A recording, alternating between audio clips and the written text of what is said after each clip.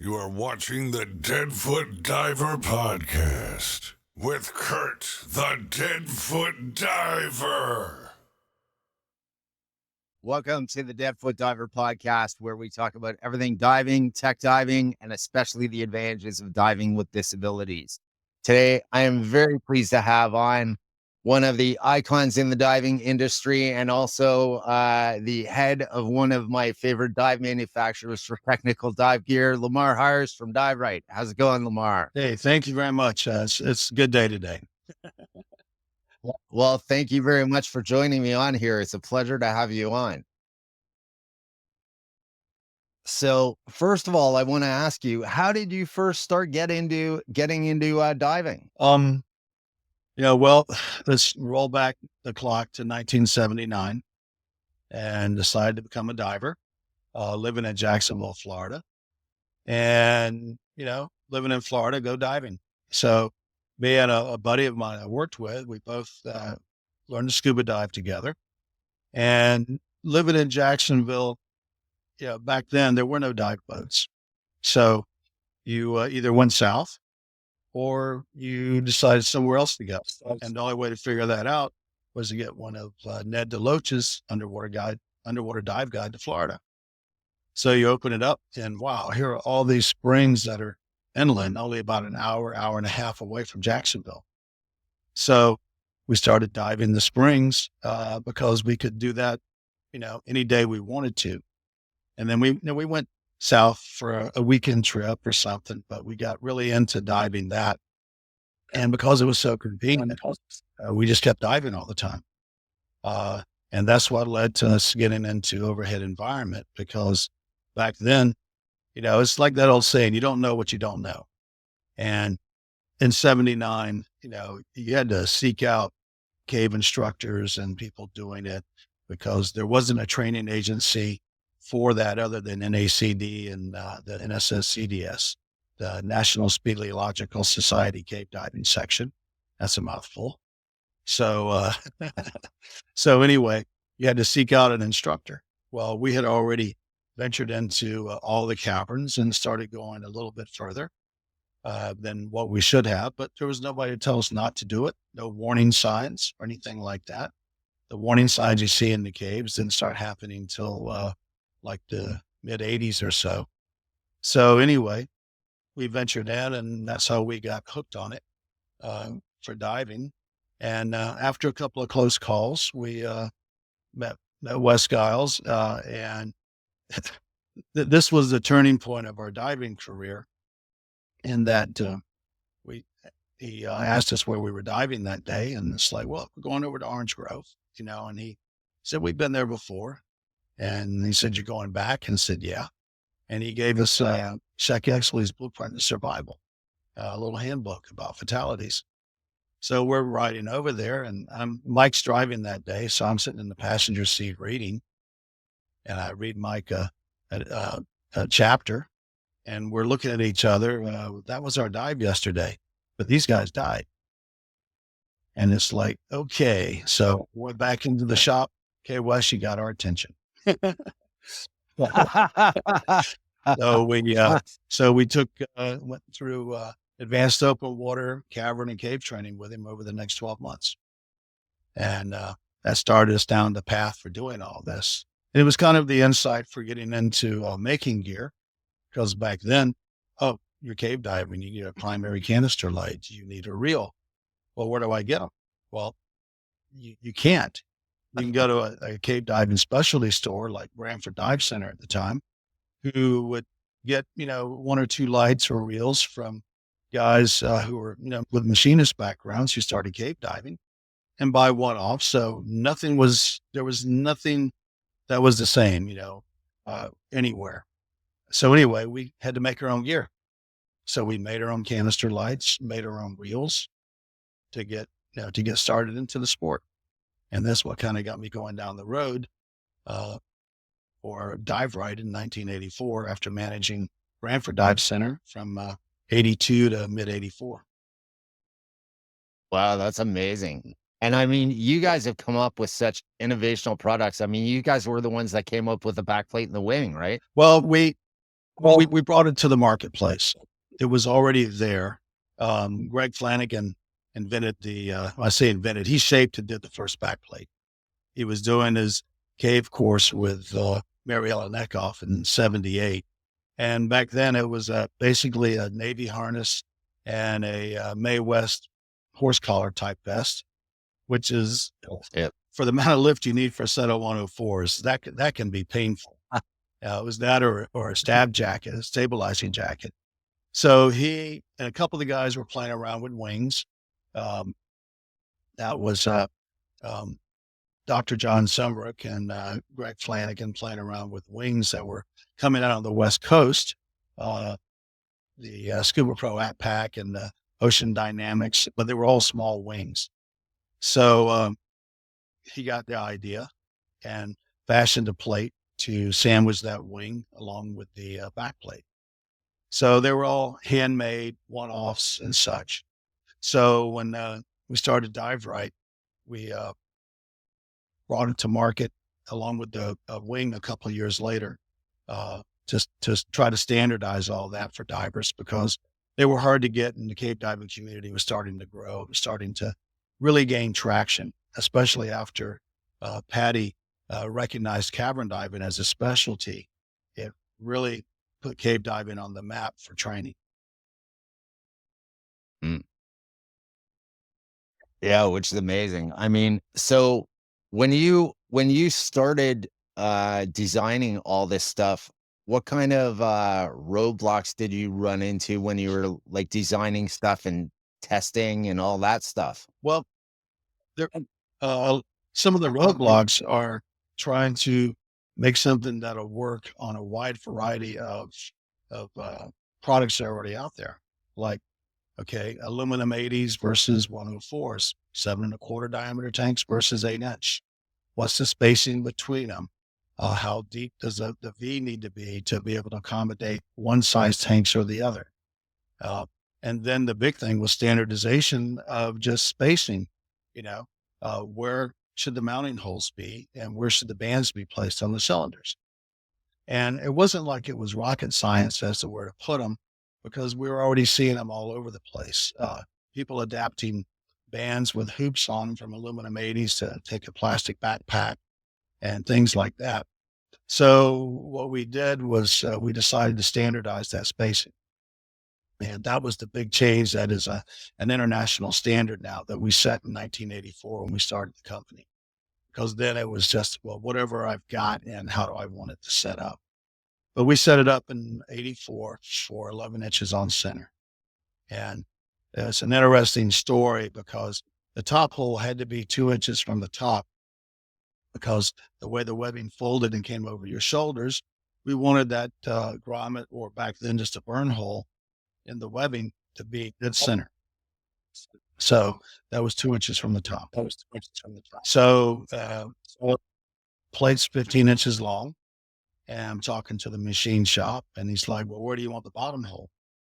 And I'm like, well, do you have the jig set up for the top hole? And he says, yeah, 2 inches from top. I said, well, just flip the plate around and drill the bottom hole. That way, standard jig, just use the same jig for both holes, both operations. So that's what started the whole 11 inches on center. So if anybody has some other idea about it, they weren't there when I made the phone call that day.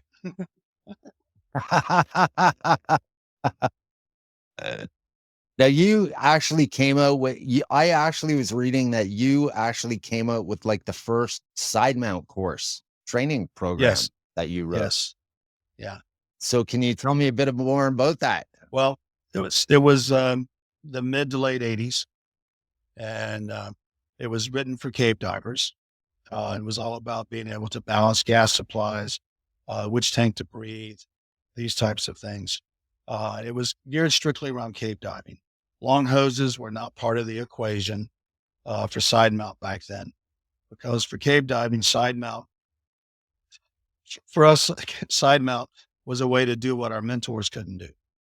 Okay. Cave got too small, Shaq would turn around and go back and find something else to do.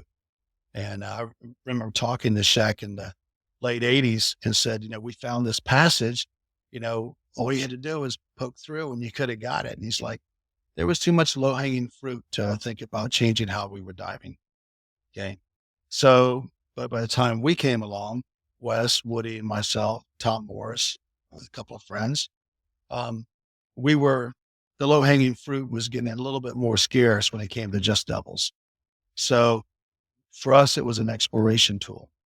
Putting tanks on our side allowed us to go where our mentors wouldn't go because they didn't. And it's not because they didn't have the balls to do it. They just like, why change everything to explore this cave when we go down the road and lay a bunch of line in another one? So we invented it for that, and it had a lot of hurdles back then because by today's standard, the equipment was so archaic.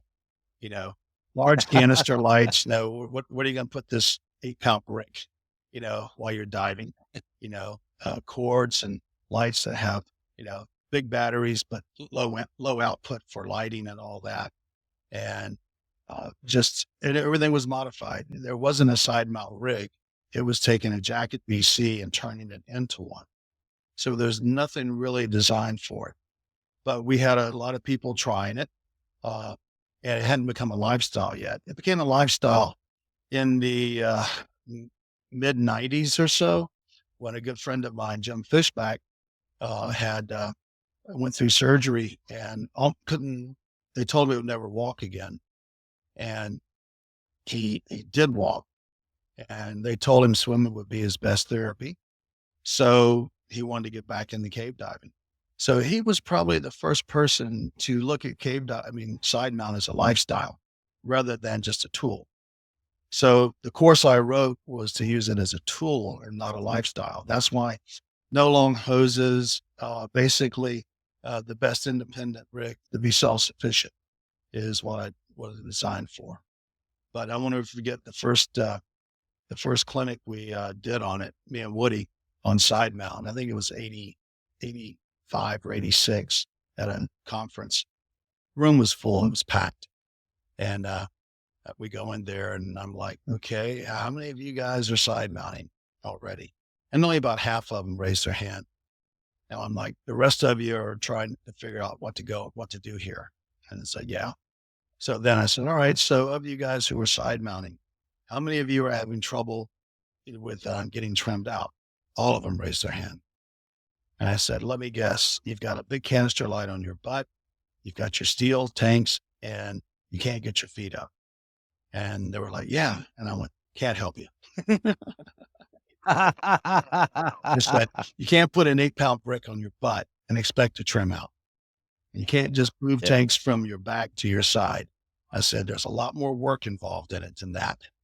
And so then we started there with how they were rigging and putting things on, because most of the guys figured side mount was just wear the bottles like stage bottles, rather than actually try to pull them in, tighten them up to get them truly on their side. And that's where Woody and I worked on a lot of that. Woody was probably what I like to call the grandfather of side mount as we know it today, because he is the guy that figured out how to use inner tube to pull the cylinders in, which now we use bungee, but all those kind of attachment points and everything. He was very instrumental in all that. And part of that, it was for him, it was a lot of a lifestyle choice because he suffered from arthritis, and it was his way to, here again, get his exercise while at the same time being able to explore and have fun. Yeah, which is amazing. I mean, I'm actually trying side mount. I'm actually going to be side mount certified this year. Oh, wow. Okay. And that's the main reason I'm doing it is because of my legs. Mm-hmm. Because I've had both hips broken.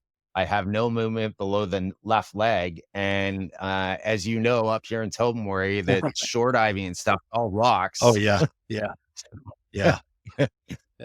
It is not easy for me to get into. And it's funny because when I started diving this year, before I actually had gotten a couple of dives in, I ran into a buddy of yours, actually, Gord Ross from up here. Yeah. And he actually started selling me a bunch of his tech gear. He has actually been very helpful in getting me in diving with the cost of diving this year, because he was getting out of his tech stuff. And I remember the first time I was over at his house, and he's like, well, maybe you should think about side mount diving. And I'm like, side mount? That's for like, I'm not doing total tech cave stuff. I said, yeah, I might get into doing some tech diving again. Because when I started originally, back in the 90s, I was just getting into tech diving when I got out of it. Mm-hmm. And but back then there was no training or anything Right. up here. Same as you either went to Florida or you were out of luck. Yep. So so anyways, all summer long though, when I was doing a lot of dives at the tugs, I'd be getting all these instructor friends of mine. They're like, you need to try side mount, dude. Like this is gonna make your life way easier. Yeah. So I'm actually scheduled May 15th to do my side mount course with Hubert Kretchen up here. So Oh, okay. I'm Good. really excited about that. So Good. yeah, I just got my side mount gear in, and then I just actually ordered the other day from Dan's. I ordered a Dive Right Voyager EXP. Okay. Fantastic. So You're not going to use that side mount though, right? no, I'm not going to use that to side mount. I'm not going to use that to You say side if you're going mount. to use that, you got some really old tech information about side mount. Yeah, no, I'm not gonna try and do that. I have that, and then I also have I have a travel pack wing, a Dive Right travel pack, which I absolutely love. That was the first one that's actually the first wing I ever dove with was a travel Oh, pack. okay. Okay. So and I got that off of Gorda as well. I love it. And then I've got an older Dive Right classic doubles wing that I'm going to use as well for when I do doubles. Yeah. So I'm looking forward to it. The best thing I like about your stuff is it's durable. Yeah. Sure. Yeah. It's interesting. Sometimes I'll have somebody come in and, with a service item, that they need service. I've got a hole in this, or I ripped this. And then my crew up front is looking at them like, we made that, and then they'll call me. I'll go up there and I'll gather them all around with the customer and give everybody a history lesson. Yeah. That's from 1989. And my staff is looking at each other because, we weren't even born yet.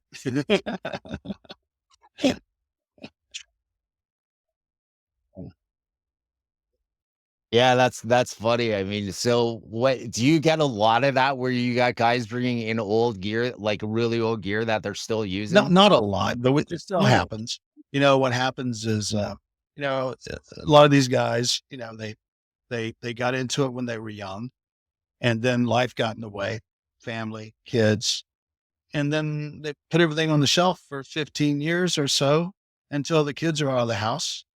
And then they pull it all out and want to pick up where they left off and wonder why things are dry rotted or got holes in them, or the mouse chewed a hole in something. And they bring it in. Or the cat got it, right?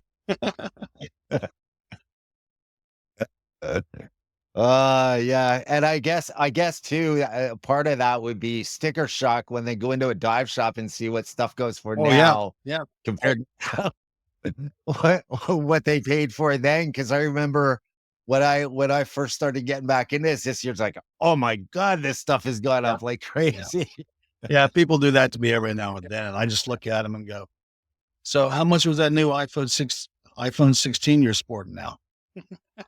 Yeah.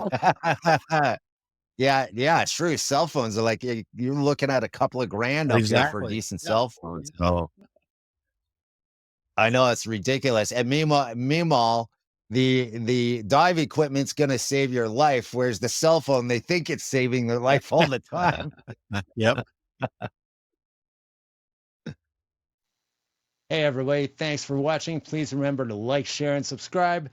And by the way, we're also on your favorite podcast platforms now. We are on Amazon. We are on Spotify. We are on iHeartRadio. We are on Player FM and Podchaser. All of the descriptions are going to be down below, so make sure you check us out.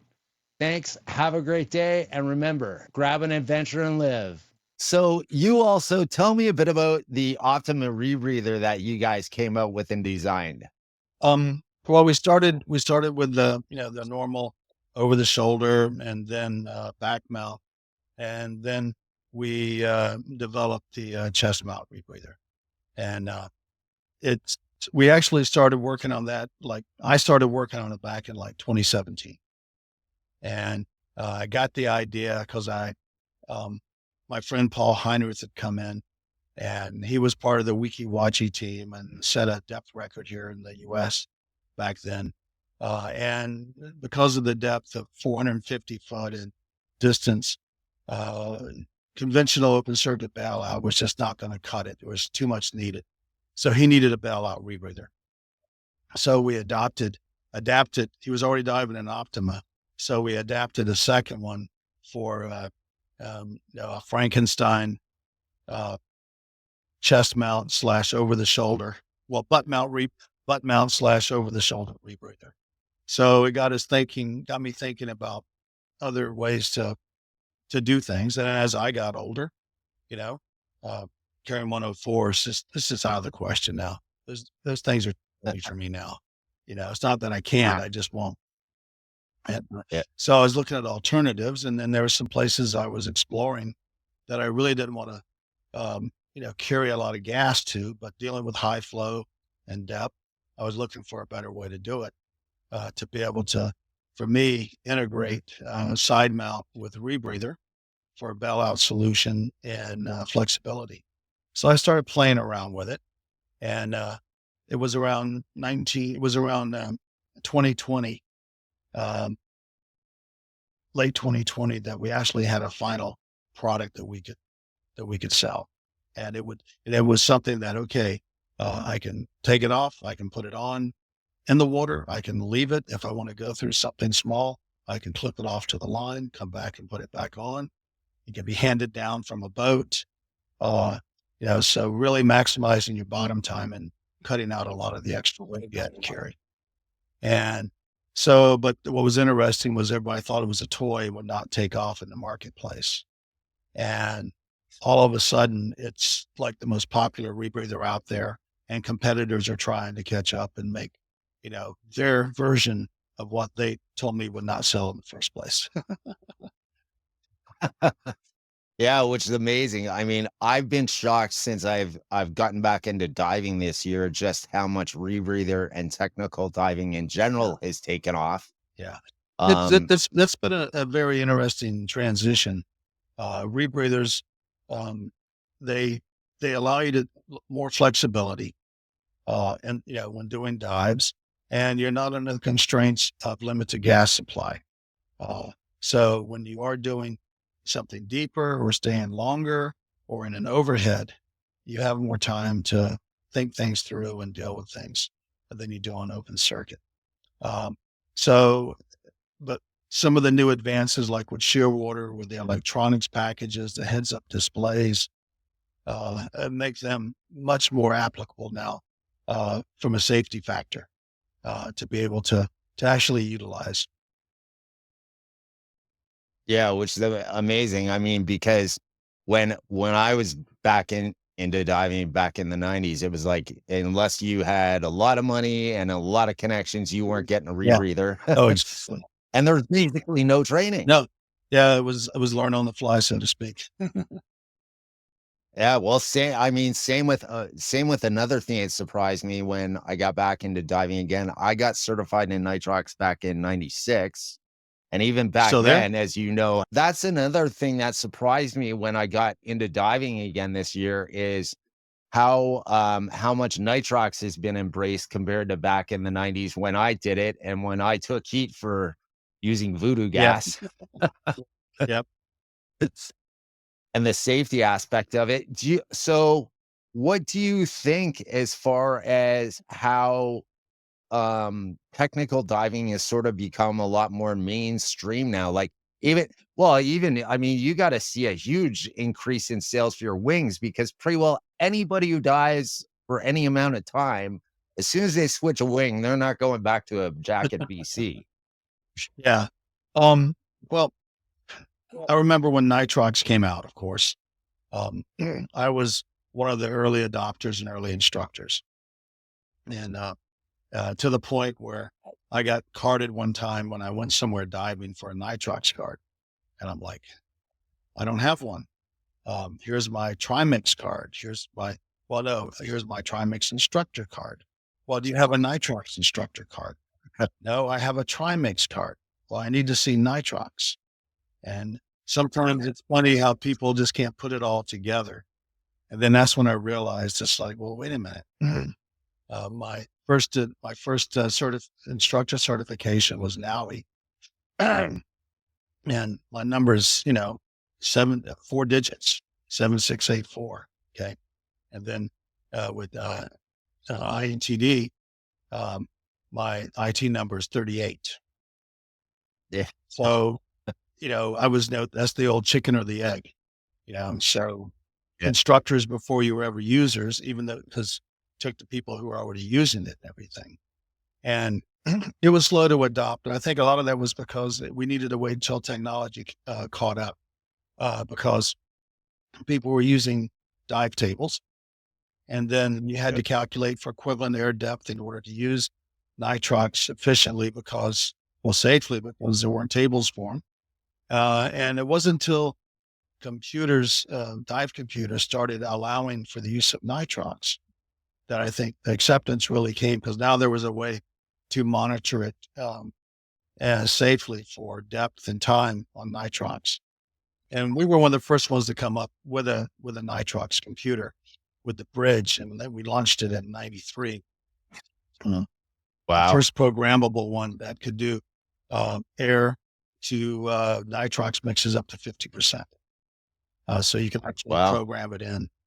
And we launched that. And that was a big turning point for the acceptance of Nitrox to actually have a programmable computer, because, we didn't have the constant mixing machines or anything like that. It was all partial pressure mixing. So you could ask for 32 and hope you get 30 to 34 after it's blended.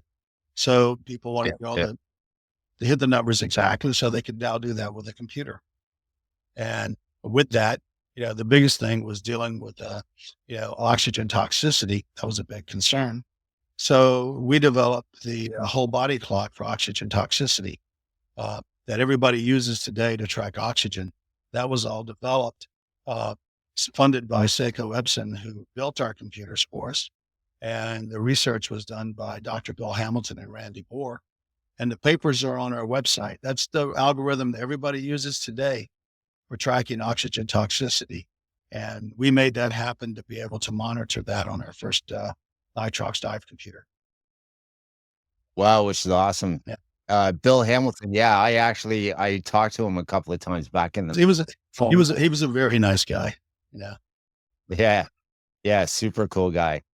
So tell me, with the Optima, what do you guys do to make sure that, like, to lower the chance of oxygen toxicity and stuff with it?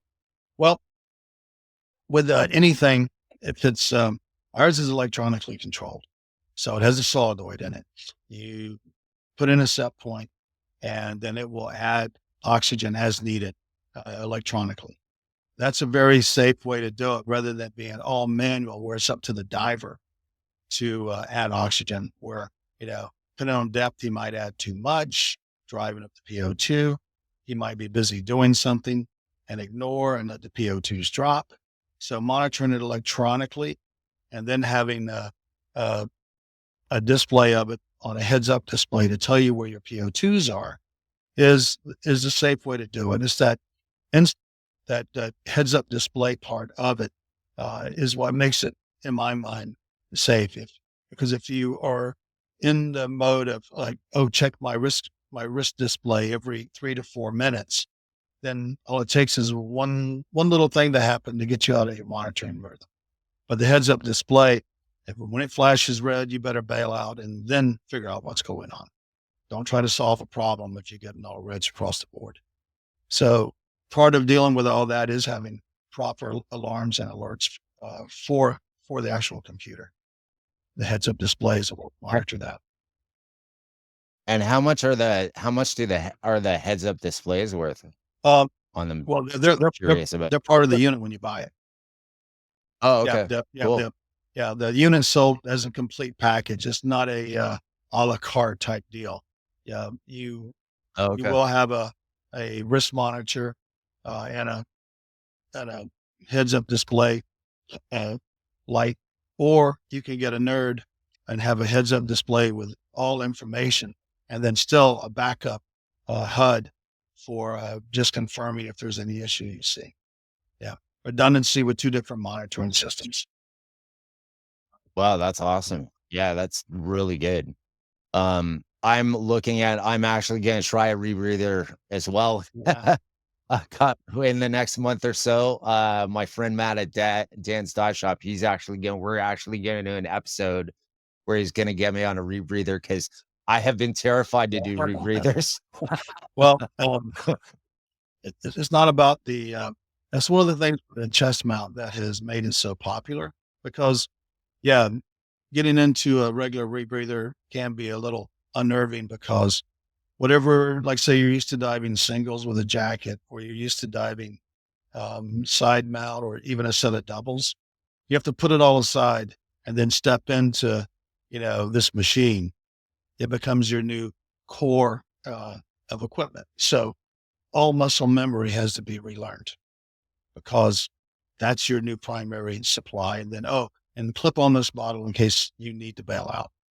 Well, the thing about the chest mount is you put on your core as you dive it now, whatever you're comfortable with, however you like to dive it. And then you just clip this on as an addition. So instead of changing your core, you just add an accessory that if you don't like it, bail out, and everything else is just as you remember and are comfortable with. So it gives that sense of comfort to divers to realize, no, I mean, if I don't like it, I can just take it off. Yeah. It's not like you're investing in something that becomes your whole new, core base for diving. And that's what's made it so popular. I've heard of incidents where, people have problem with their rebreather and they're on a liveaboard on a vacation and truck. And okay, they can't get replacement sensors or whatever else. So they can't dive. And they really can't dive because they didn't bring any alternative dive method other than the rebreather.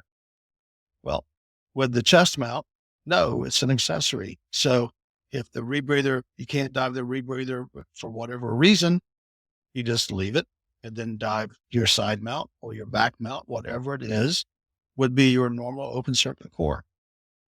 So that integration as an accessory rather than replacing all your muscle memory is a big plus for why people are gravitating toward the Optima. Yeah, my concern with a rebreather in general, and I know it's my wife's concern too, is that I have ADHD and I know I'm gonna have to absolutely do checklists and blah blah blah because I'm worried I'm gonna skip something. Well, that's easy. That's easy to take care of because, especially with our unit, um, anybody can make a mistake, but there's a process that if you follow everything, if you miss whatever, it'll show up for the most part that you can't go on to finish the assembly. Now for diving with ADHD, then I would recommend a HUD and a P3 controller because it's got haptics on it, so it'll vibrate on your arm if you aren't paying attention to get your attention. Now, I have one other question for you though, because HUD, okay, normally if you got two eyes, that's good. I got vision in one eye. How much is that going to restrict my vision? No, it's low. It's right here in the bottom of your peripheral vision. So you can position it over either eye, whichever eye is dominant, and then look at it there. But it's right here. Okay. Oh, okay. And what happens is you get used to a rhythm of what's going on, which is usually going to be when everything is good, you're going to see 3 greens flashing. They may flash once, they may flash twice, depending on what your set point is. And you get accustomed to that. What alerts you is all of a sudden something's going red or doing something different. So you're usually immediately alerted because the rhythm has changed. Okay. And that'll do it. But at the same time, it's not going to be in your way. It's going to be down here. But then with the P3 controller with haptics in it, you'll get visual and a vibration to tell you. Oh, so it even Vibrates. Yeah. So, that's a plus. Yeah. So it can tell you what's going on, so all these things are trying to improve safety on rebreathers. you know. Yeah, which is awesome. I mean, because several years ago, well, I mean, the amount of deaths that there have been in rebreathers in the past, it's amazing how much safety has come a long way. I mean, even just in training wise, because there virtually wasn't any. Yeah. Um, I know I had John Chatterton on, and he was telling me how he learned his first rebreather stuff and how he ended up the first weekend he tried to dive a rebreather with this guy he bought it off of. He had basically about 11 minutes of bottom time because he kept getting catastrophic failures on it. And then going home and actually disassembling the whole thing in his kitchen table and working on it and figuring it out, and then going and doing a 300-foot dive. Yeah. No, it's changed quite a bit since then. But I remember those days too. So what do you guys have coming up for new product innovations that you guys are going to be coming out with soon? Well, Optima, we launched a facelift on all of our wings to that are actually shipping this month, to kind of make them look more 3D and more and lower profile, even though they have more lift. We Cool. launched a new smaller handheld light as a primary light, FX40, which is brighter than most canister lights and is only 6 inches long. Really? Yes. And it's brighter than most canister Yes. lights. Mhm. Wow. Yeah, I'm definitely going to be looking into one of just those. bracing new technologies that come out. And we also launched our CX3, a small single cell light that is only about 6 inches long, but the diameter is smaller for the average diver. And it even is even enough that most cave divers consider it a primary backup light. It's that bright. And the Really? difference is when you start looking at these lights and go, well, these are the same brightness. Why is this one more expensive? Well, one, it's got more batteries in it, which means the difference is anything that's a single cell battery is going to have a taper discharge, which means, first 15 minutes, it looks really, really bright. Then it's going to start slowly tapering as the voltage drops. And for most divers, it's hard for them to notice that it's doing that because their eyes have adjusted to the light gradually. Where the primary light models work with a voltage regulator and keep that output exactly what it was when you started it up. So there is no Wow. degradation in output for 2.5 to 3 hours, depending on what it's rated for. So you can't always look at a light from what it looks like when you first turn it on.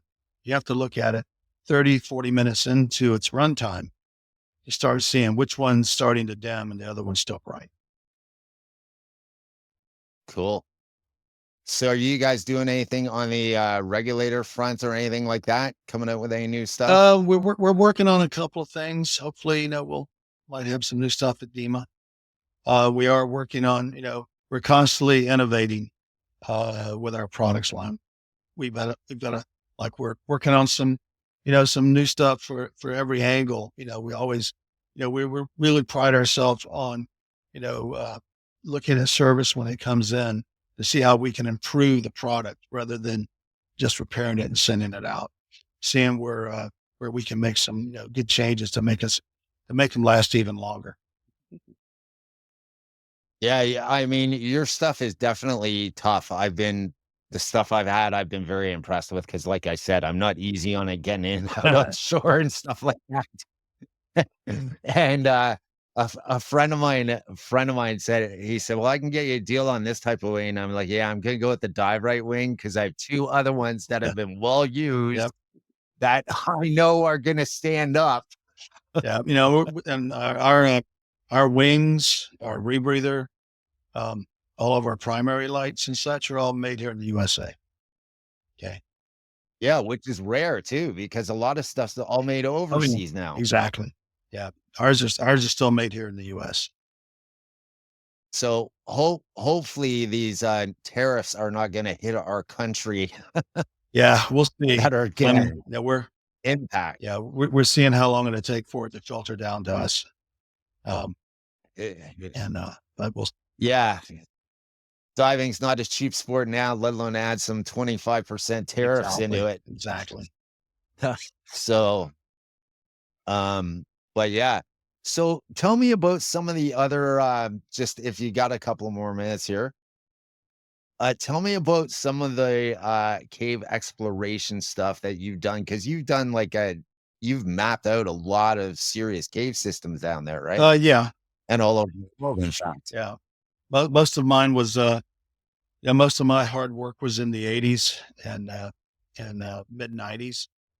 And after that, basically all the low hanging fruit was getting out of my reach, and that I didn't want to put in the time and effort to do it. Uh, I don't mind doing deco, but I have a real problem when deco times are outweighing the dive time. And that's where all the exploration is now, I did a 3-hour dive, averaging 200, 220 to explore, and got 8 hours of deco. And I'm like, I'm not up for that.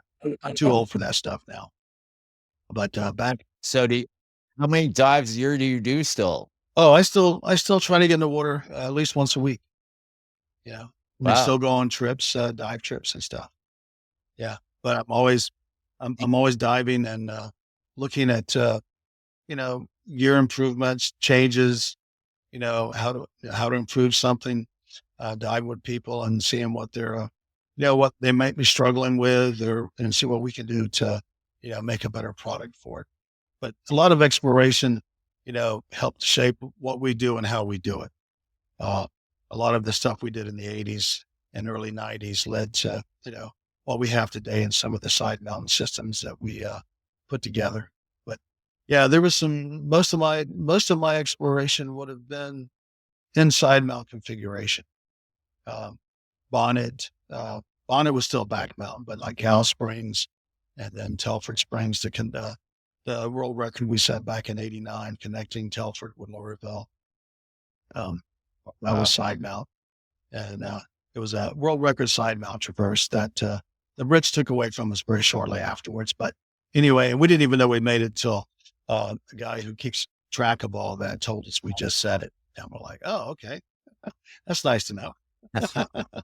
And then the Brits stole it away from you quick. Again. Always a little friendly competition out there. So do you do much decompression diving at all anymore? Yeah, I'll still do deco diving, but that deco, I usually limit it to no more than about an hour now. Now if I'm in Bon Air, somewhere like that, bouncing to 300 and it's nice warm water where you can float along the wall and look at fishes. Yeah, I got no problem doing a couple hours. But sitting in a habitat or sitting in the basin of a spring for 3 hours, trying to keep the heaters going to stay warm. That's just not my thing anymore. Yeah, I don't think. Yeah, I've done a couple where back in the 90s where I did like 2.5, 3-hour decompression. And I don't think I would want to do 2 or 3.5-hour decompression. My longest deco was like 6.5 hours. But here again, that was back in the day when before we had computers and such, and doing everything via tables. And then meanwhile, I've had like Jill Heinert on, and she's still doing like 24-hour decompression, just 24-hour dives. It's insane. I can't even imagine preparing mentally for a dive that long. I know. Yeah. Let alone physically. And here I have a very accomplished cave diver saying the exact same thing. Yeah. Well, with age comes a little bit of wisdom, I'd like to say. Yeah, I still like to do fun stuff and like be adventurous. And, that's why I'm getting into doing the tech diving stuff again. But I like to stack the odds in my favor. And for me, it's just, there's just too much going on to spend all day decompressing in a bell. If we can figure out new gas technology and things that can decrease the amount of off-gassing time needed for deco. Well, if that happens in my lifetime, then maybe I'll start doing some of those dives again where there's not such a big penalty to pay. So do you prefer open circuit or ReBreather? For me, it's I'm the kind of guy that likes to dive, the tools needed for the dive. So, like around here, cave diving, if I'm diving with somebody who's diving open circuit, I'll dive open circuit. If somebody's diving open circuit and they want to do a double stage dive, that's a lot of weight. Then I'll just dive side mount and carry my rebreather. Still compatible, still enough gas, but at the same time, I'm not carrying all that extra weight. So for me, it's been one of those decisions where like, oh, well, we need to carry a stage. You carry a stage. I'll just carry my rebreather.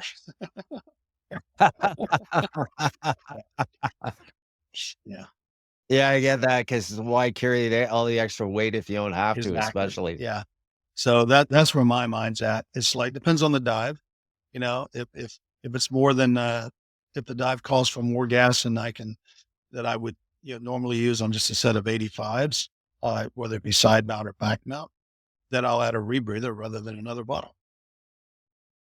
Yeah. Yeah, which makes more sense, especially with the price of gas. Oh yeah. Now, I mean, I was when I first got back into this, I was like, my wife and me are like, yeah, okay, no overhead environments because of my disabilities, because being blind in one eye and then no feeling in the leg, and no rec penetration. And then the third thing was no rebreather diving. Yeah. Mm-hmm. So she has dropped the first two requirements because of Hubert being my instructor.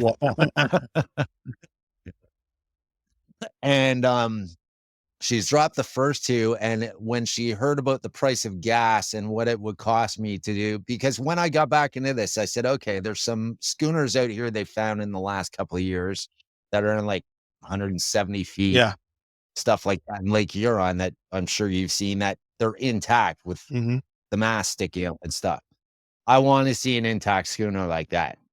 Well, I had Greg Hilliard, who I'm sure who you know. I'm like, his charter boat's an hour from my house, right on the way to Tobermory. So I'm like, all right, if I want to go do this wreck with you, what certs do I need and what gases do I need for it, right? If I want to do it on open circuit, he starts listing off this stuff and he's like, okay, you ready for the gas price? And it was like, going to be like $500 or $600 for me to do this trip. Yeah. One dive for 20-minute bottom time. And then he's like, okay, rebreather, this much. Yeah, exactly. Makes a difference.